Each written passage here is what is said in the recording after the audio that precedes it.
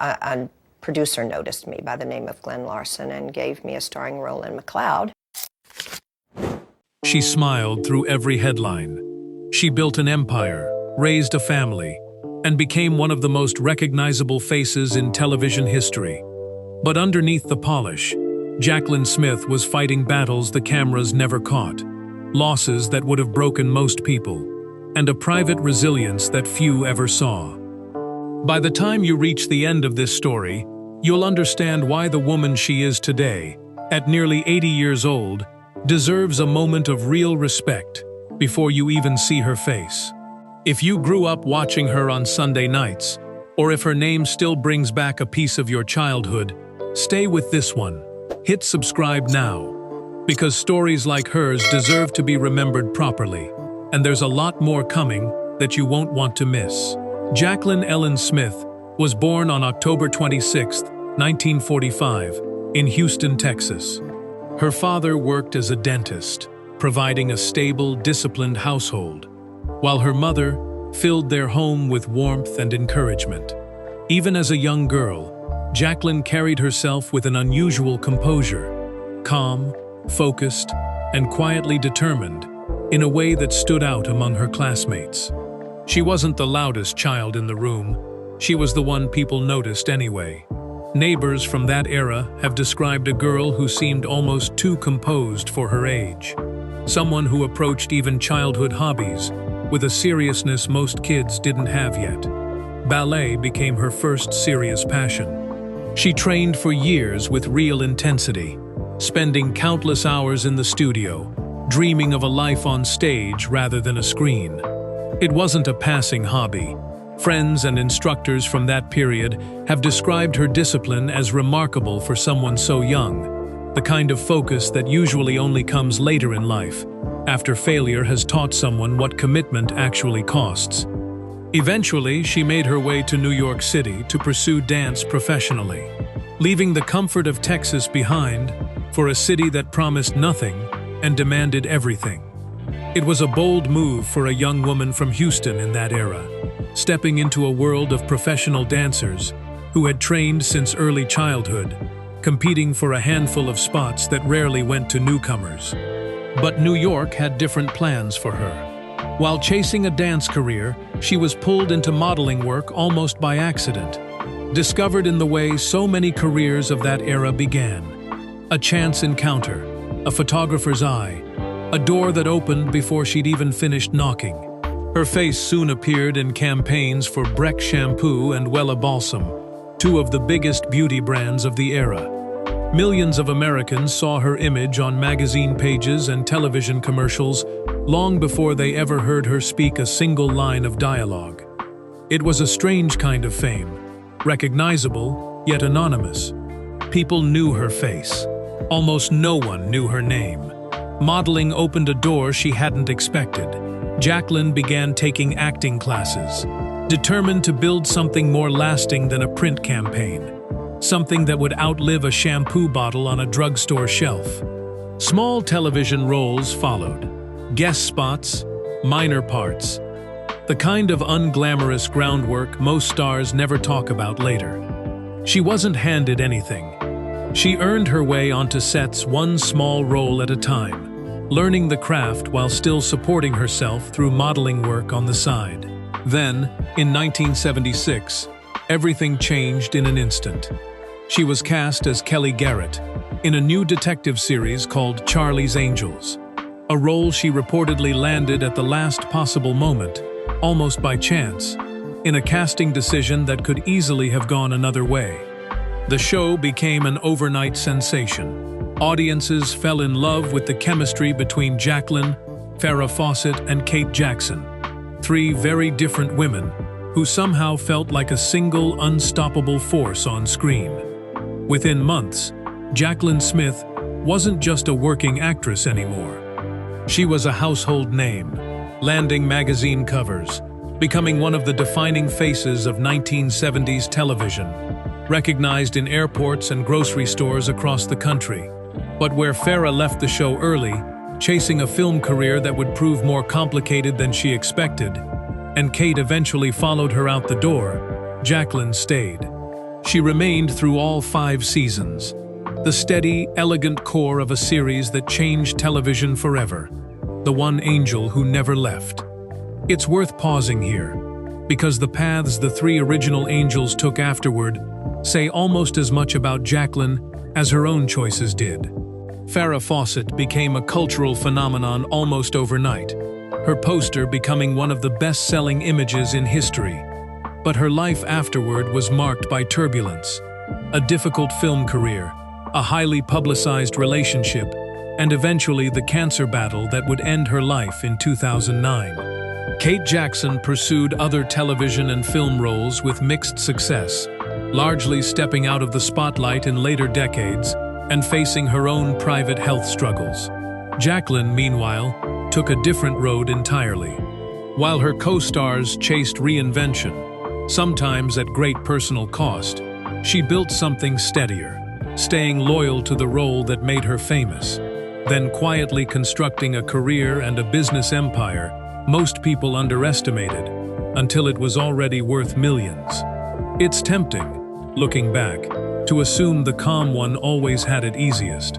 Her own life, as it turns out, was proof that wasn't true at all. She simply chose not to let the world watch her struggle. When Charlie's Angels ended in 1981, many assumed Jaclyn's career would fade the way so many television stars of that era did once their signature show wrapped. Instead, she became one of the most successful television movie actresses in American history. Through the 1980s and 1990s, she starred in dozens of made-for-TV films, playing everyone from Jacqueline Kennedy to Florence Nightingale, roles that showcased a range critics hadn't fully credited her with during her Charlie's Angels years. These television films regularly topped the ratings, proving that audiences hadn't just loved Kelly Garrett, they'd loved Jaclyn Smith. In recognition of that lasting career, she was awarded a star on the Hollywood Walk of Fame, a permanent marker of a career that refused to be defined by a single role, no matter how iconic that role had become. Even into the 2000s and beyond, she kept working. She took on a recurring role in the television series The District, appeared in the 2012 revival of the primetime drama Dallas, and continued taking on projects well into her 70s, at an age when most of her peers from the golden era of television had long since retired from acting entirely. She never treated her career as something with an expiration date tied to youth, and audiences never stopped wanting to see her. That empire deserves its own chapter, because it's easy to forget just how unusual it was. In 1985, at the height of her television movie success, she partnered with Kmart to launch a clothing line under her own name, betting that everyday American women deserved elegance without the luxury price tag most department stores demanded. At the time, the idea of a Hollywood actress designing affordable clothing for mass retail was considered risky, even a little beneath someone of her stature. Critics questioned whether audiences would take it seriously. They did. The line became one of the most successful celebrity retail partnerships in American history, reportedly generating billions of dollars in sales over its multi-decade run, dressing millions of women who would never set foot on a red carpet, but wanted to feel like they had.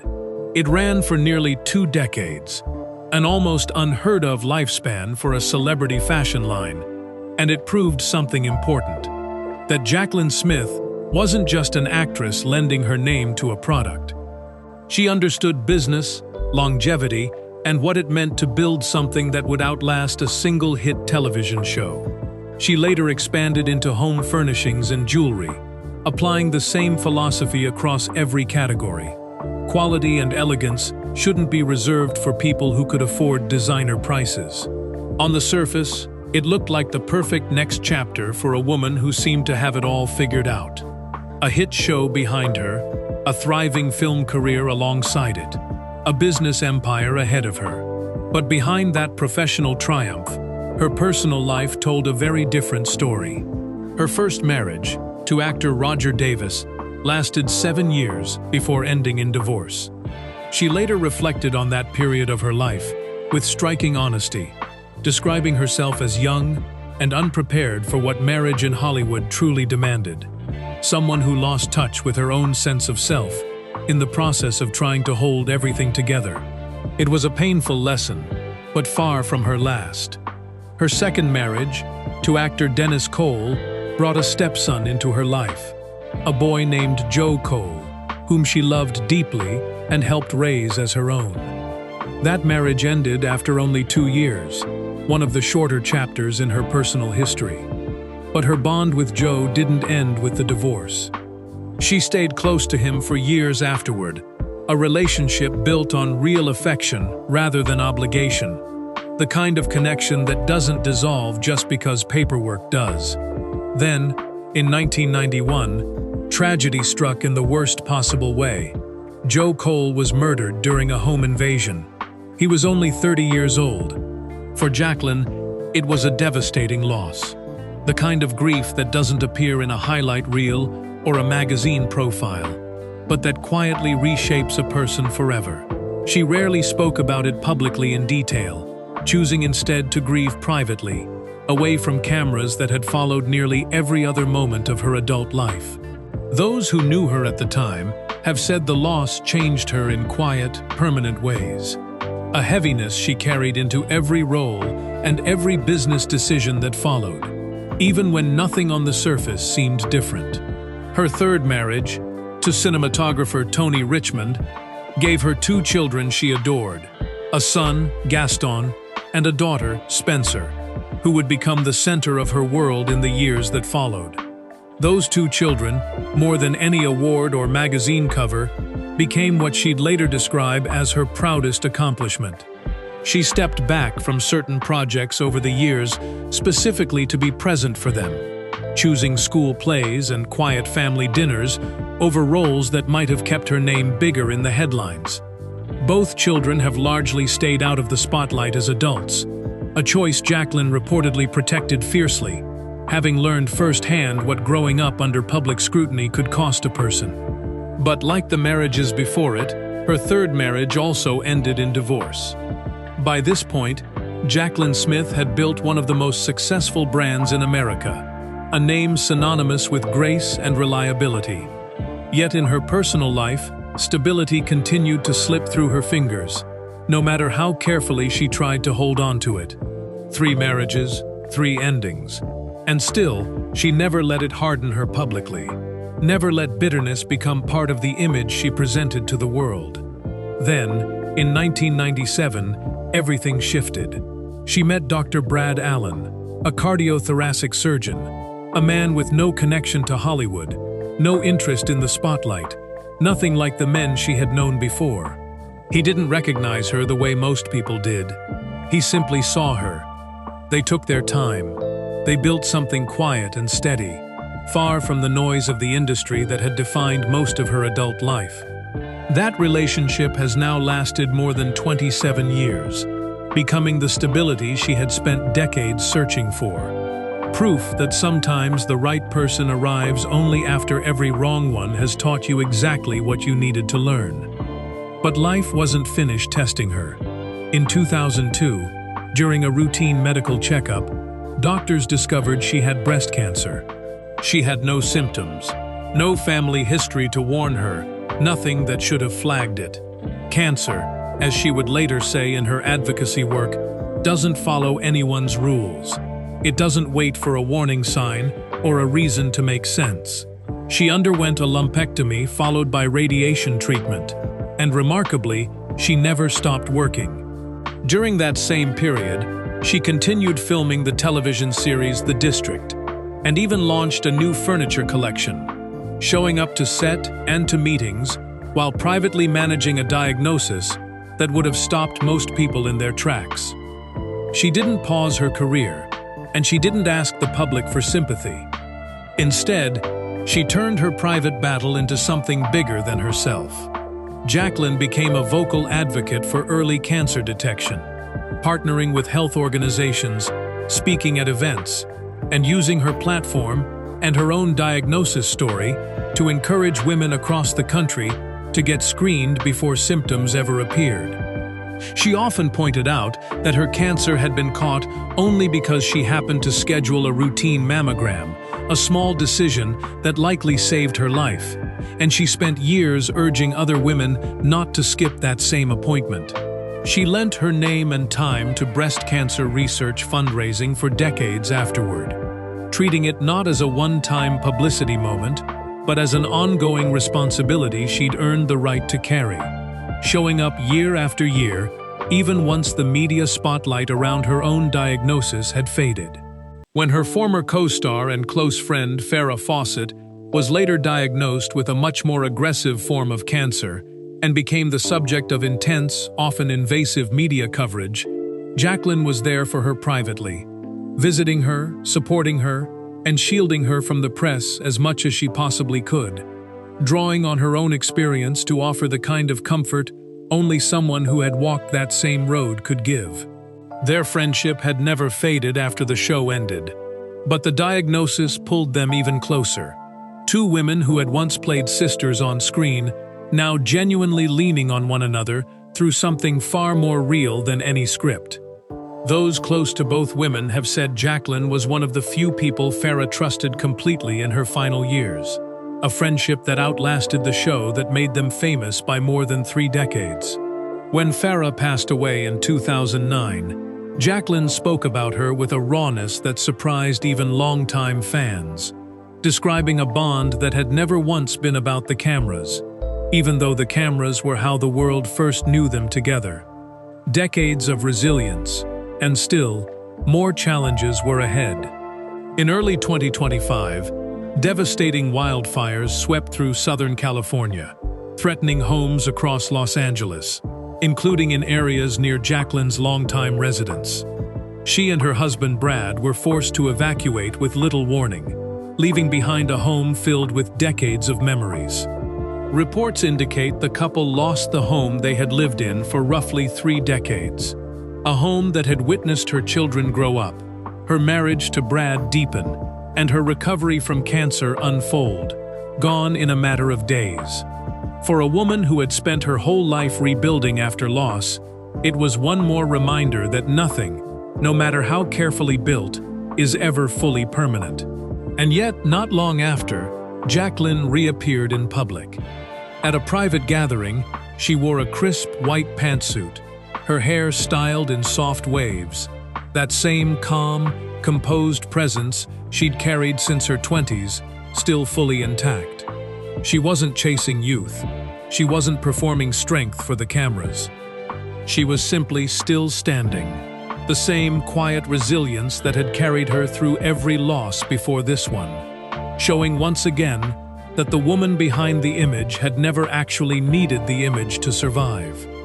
At nearly 80 years old, Jaclyn Smith isn't remembered just for playing an angel on television. She's remembered for something harder to fake, surviving divorce after divorce, burying a stepson she loved, raising 2 children who stayed grounded despite growing up in the spotlight, building a business empire from nothing, sustaining a career that outlasted her most famous role by 5 decades, facing cancer without slowing down, comforting a dying friend through the hardest years of her life, and losing a home built over 30 years, all without ever asking the world to feel sorry for her. Through 5 decades in the public eye, she never once let the cameras see her break, even as life handed her reason after reason too. Maybe that's the real lesson hidden inside her story. The celebrities we grew up watching were never just the characters they played on screen. They were real people, quietly carrying real pain, long after the cameras stopped rolling. We saw the glamour, the magazine covers, the perfectly tailored Kmart blazers, the steady smile that never seemed to crack. We rarely saw the cost of holding it all together underneath, the marriages that didn't work, the child she lost, the diagnosis she carried through a film set, the home that burned after 30 years of memories.